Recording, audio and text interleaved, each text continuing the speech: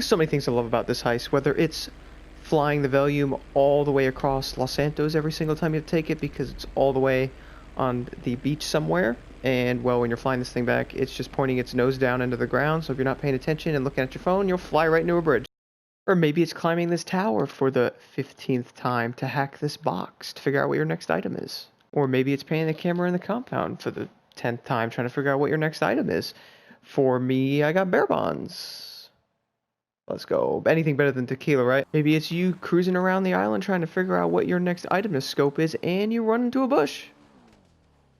Or maybe it's trying to scope out the island like the 6th or 7th time while trying to dodge the guards and trying to figure out what RNG has given you this time. Or seeing yourself get knocked out by a guard for the 8th time. Or maybe it's running the armor disruption mission again and you're trying to figure out why you continue to keep doing this when there's a glitch. Even though these missions are very simple, I recommend guys not to do the glitch on these because, well, we don't want to give Rockstar a reason to nerf these missions even though they are pretty simple to grind right now. And honestly, I've been having a good time grinding these. I'm sure I'm not the only one. There's just so many things I love about this heist, guys. I mean, you can continue to grind it all the time, and the best part is you could do it solo, and the better part, you could do it in a friends or an invite-only session. You don't even need to be in a public session to complete this. One thing people might actually like a lot is the fact that the missions are set. The only ones that are actually random are the cutting torch ones, and those are also set as well because there's only 3 locations the cutting torch actually spawns at. When it comes to the fingerprint cloner, these missions are all set and they don't actually go anywhere else. Or after you get clapped like I did there, then you come in and hack the computer. At least the missions are set here so you don't really have to worry about doing anything else. One of my other things I really like about the heist. The more you do the missions, you're going to realize how much all of them are set locations, which actually makes this a lot more enjoyable. And it can kind of get repetitive in ways, but one good thing out of that is you'll actually be able to get this done really efficiently, so that's good at least. Or you're returning your fingerprint cloner back to your submarine, and for some reason your heist prep is visible to all the players in the session that you're only in. Nice. Or maybe it's the fact that you come into the penthouse to go after the guy for the safe code, and you're in this penthouse more than your own. You'll also be kind of shocked how good the up and atomizer works in this hallway when trying to leave this casino. Probably the only annoying mission that you're going to encounter, honestly, in the prep missions is following this Valkyrie for what seems like 20 minutes all the way to the unmarked weapons in the Avenger. Or you come into the CEO office and it almost feels like you're in your own office and somebody put guns in your gun locker. Or you're doing arguably one of the most annoying prep missions there are in the game when you walk into the submarine and there's a guy in this corner with a shotgun. Regardless, guys, if the missions do seem annoying, at least they are very simple and you can get them done quickly with no issues. At least the missions are simple and they're actually enjoyable to do solo. At least you don't have to bring people in there like the old heist missions. A lot of the missions in the casino heist also can be kind of annoying. Again, you can solo all those without any issues. At least some of the annoying missions, guys, are also pretty simple for the most part. At least nothing insanely annoying, I guess, except for, I guess, the submarine mission may be bad. Some people might struggle on that one a little bit just because the enemies sit there, but at least once you keep doing it, all the enemies have set locations on most of the missions. Definitely can make it a lot of fun, especially if you're a solo player, because you can do everything you need to do by yourself without having to worry about anybody. You get all the prep missions done very quickly and run the heist. Definitely a solo grinder's paradise. As you guys see, that was basically a little overview of the prep missions you have to do for the heist. Now, honestly, they're really not that bad at all. The most annoying one's probably the Merryweather HQ, where you have to follow the Valkyrie all the way to the Avenger to grab the weapons. That one can definitely kind of be annoying, but to be 100% honest, they're really not too bad. One of my favorite things about this heist is the fact that Rockstar gave everyone so many options to run it. There's so many different ways to run it, and it just makes it so much more fun that way. This heist really gives a solo player so many things to do on here, guys. You can make so much money doing this. Like, average completion on this heist by yourself is easily around an hour. You can make an insane amount of money on this, even casually if you really wanted to. So I really like what Rockstar Games has done with this heist. It's really awesome. Also, having this heist here, guys, another thing that really makes me like it so much is the fact that, well, you can run it solo and very easily. If everybody else knows the import-export way of making money on this game, it's definitely a good way to make money, but my goodness, does it take forever.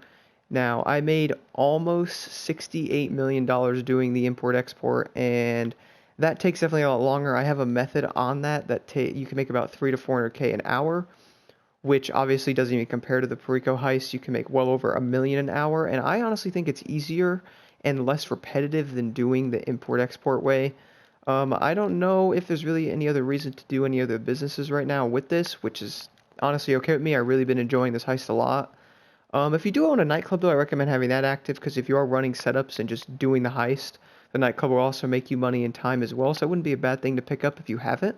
Obviously, there's a lot of different methods and ways to do this heist, guys, but I'm sure a lot of people are doing it the fastest as they possibly can and the most efficient way to do it. I do have a video on that as well. For me, I mean, I know there's a lot of ways to do this, but I'm trying to do this as fast as possible and get through it as quickly as possible. I don't really want to be wasting too much time with it. Now, obviously, guys, it does depend on what you have for your item, depending on how much you'll make. Regardless, even if you get the tequila, you will still average at least $1 million an hour, which is pretty awesome. I know a lot of people don't even want to get the tequila because, well, honestly, it definitely can be kind of annoying. You don't make a ton of money with that, and it can kind of frustrate people at times. But to be 100% honest, when I do the tequila, I do it anyway. I mean, I still love doing the heist, so I just run it anyway just because. Again, we're trying to make the most money possible here, right? So there's really no reason to go and quit it and just try to get like the pink diamond or something. Personally, I would just run it anyway. That's what I do. When it really comes to what you get, a lot of people will probably do it anyway with the tequila. I know the tequila is the cheapest, only 900,000. But as long as you're going after, obviously, the best item loot bag, you could probably get the most money possibly, no matter what you're going after, which would be something I definitely recommend doing. You guys will know there's probably already a lot of guys on these heists already, so you can pretty much run this heist whichever way you please of doing it. Personally, this is the way I always do it. Again, I'm here for speed and efficiency here. I'm really not trying to waste time. So I'm just trying to make as much money as possible, quickly as possible. Basically, one of the biggest reasons why I think so many people are loving this heist, especially if you're a solo player, there are ways to make money, previous methods. But honestly, I think this is probably the best. I'm sure everyone will easily agree with that. This heist is just easy, it's fun, and I really hope Rockstar will continue to leave it like this. When it comes to some of the glitches in this heist, I do recommend you guys not to do the disruption mission glitches. I know there's a replay glitch with this too. That'll encourage them to nerf this heist in some way, and I know nobody wants that, so I definitely highly recommend to, well, not glitch out the heist, honestly.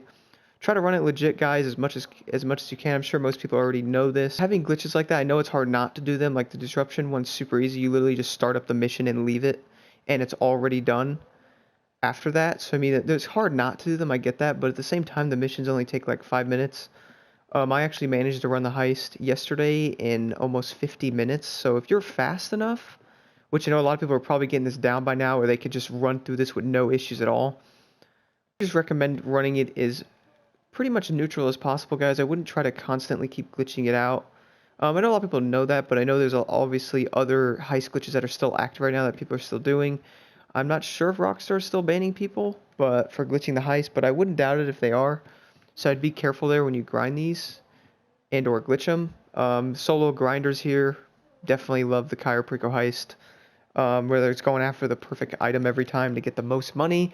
You could pretty much do it in so many different ways, whether that's flying into a plane, driving a truck right up, jumping over the wall with a grappling hook, leaving any way you really please by going to the airstrip, going to the main dock, the other dock, really whichever way you feel like doing. It's just so awesome to see how many ways they've done this. I really cannot wait to see what other things they do with this heist. I'm sure a lot of people have really been enjoying this heist a lot too, guys, and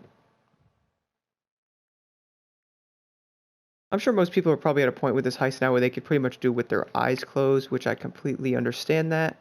They've probably been doing the setup so much now that they pretty much know where everything is, the fastest way to do everything, and that's pretty awesome. Definitely the best thing about it. I know a lot of people are probably grinding the crap out of it, which I'm one of them, and definitely making as much money as you possibly can, which is probably your best bet there with this. I mean, the heist is really honestly a lot of fun, and well, might as well grind as much as you can, right? I mean, this is literally a solo grinder's paradise. Anyway, guys, I'm not trying to like keep talking in loops or anything like that, but overall, I definitely recommend grinding the heist as much as you possibly can, guys. I mean, it's so much fun, and honestly, it's very simple right now, which I think it'll stay that way. I think people really need to stop trying to glitch as much. I'm sure a lot of people aren't doing it because a lot of people are grinding the heist out anyway because the setups are probably getting to the point with most people where they can do them easily with no issues now. Most setups take like 5 to 10 minutes on this, so that's pretty awesome. The casino one obviously takes longer, but when it comes to that, I mean, the more you do it, the better you'll get at it, and the more you do the setups, the easier they become because you're going to start realizing where they all are. I noticed most of the missions, the enemies have set locations, so you don't have to worry about that. Most of the missions have set areas too, so once you keep doing them, eventually you realize where you got to go, everything like that, where everything is, make it a lot easier.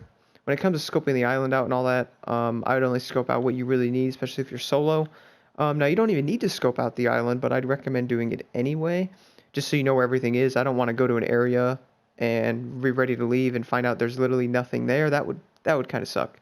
So I definitely recommend just scoping it out. It does not take too long, luckily.